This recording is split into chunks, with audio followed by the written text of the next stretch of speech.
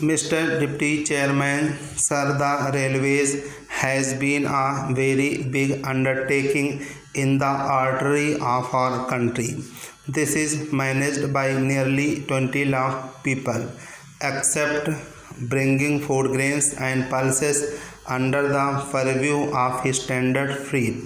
It is good that the Minister for Railways has not increased the freight charges and passenger fares for the coming year.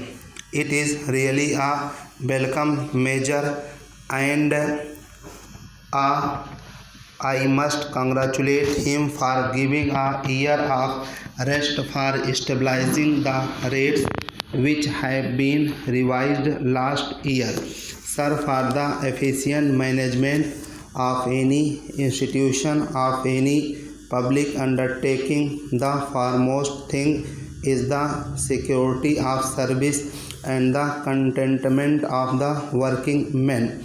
I am sure most of the members would also share my view on this. Therefore, sir, there should be a good relationship between the working railwaymen and the government. To achieve that end, I on this occasion request all the trade union leaders to unite themselves to make one union so that they may have good contact and coordination with the government. They should also see that their representatives who are known for honesty and integrity are associated with the railway board so that the matters which crop up are settled amicably. Sir, this is a public undertaking which is mainly meant to serve the people and earn revenues. When we want to serve the people, we should give them a satisfactory service.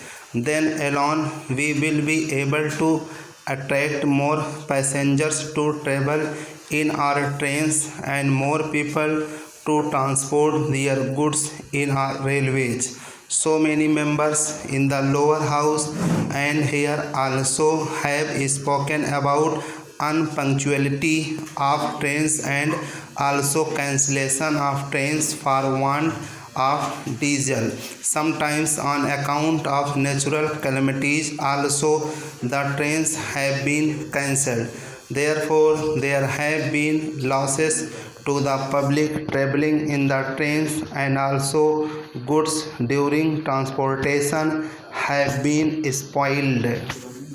So, sir, when we want to give a satisfactory service, punctuality and good relationship with the traveling public by the railwaymen is necessary.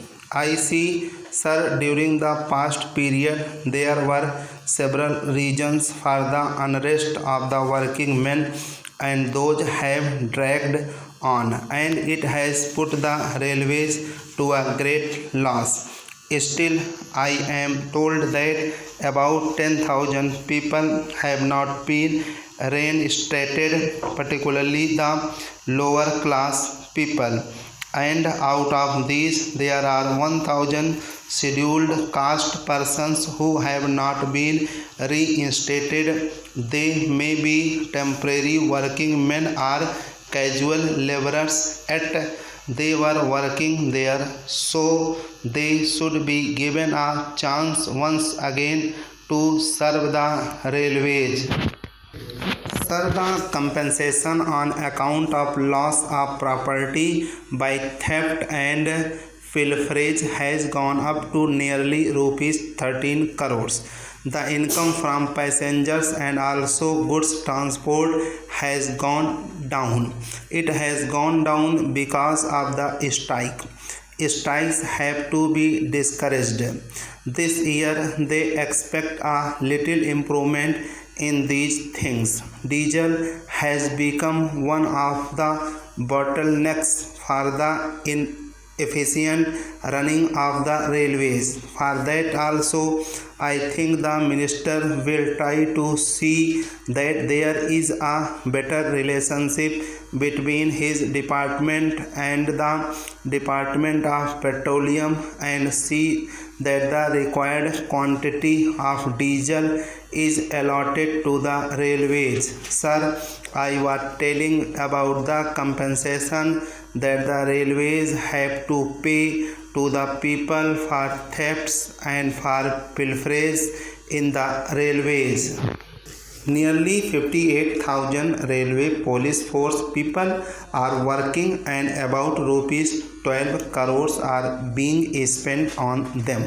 Sir, I am told that sometimes these railway police force people inconvenience with the gundas have allowed these things to go on. One of the ministers who held this portfolio has made this allegation in the lower house. If that is true, then I feel the safety and the security of the passengers and their goods is not in safe hands. Therefore, I suggest that there should be frequent changes in the RPF personnel and they could be shifted from railways to border security force.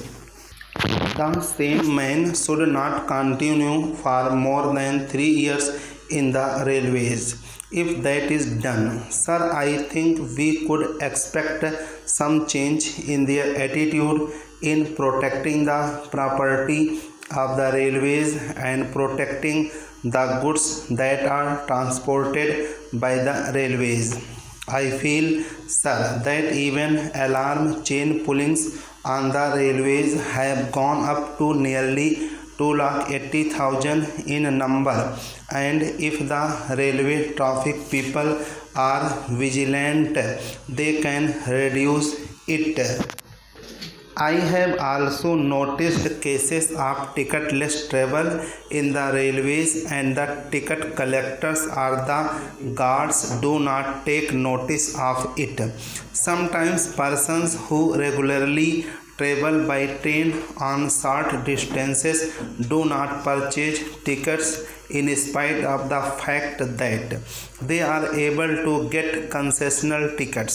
Even seasonal tickets are not renewed and the computers travel on the trains with the expired seasonal tickets and the railway staff also allow them as a matter of routine.